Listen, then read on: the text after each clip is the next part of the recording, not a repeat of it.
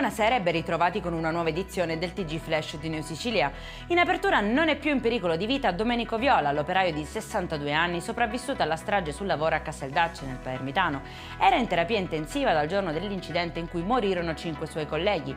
L'equipe medica ha sciolto la prognosi, in corso le indagini neurologiche e ora per il paziente inizierà la fase di recupero anche psicologico. Momenti di tensione alla protesta dei lavoratori del Coime a Palermo. I dipendenti edili del comune hanno tenuto un'assemblea pubblica sotto la sede dell'assessorato di via Garibaldi in cerca di risposte.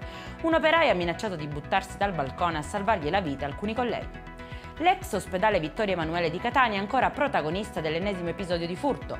Dopo la segnalazione di un'auto sospetta davanti all'ingresso, gli agenti sono entrati nella struttura e hanno beccato 3 ladri intenti a scardinare gli infissi. Per loro è scattata la denuncia.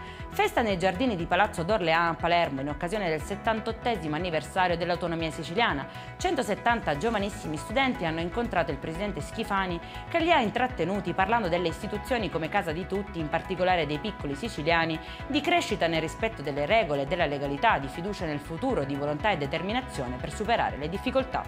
È in chiusura il meteo, domani sole e scirocco in Sicilia, le temperature arriveranno fino a 35 gradi, ma nel weekend si cambierà nuovamente registro. Per questa edizione è tutto, prossimo appuntamento domani alle 13:30. Buona serata.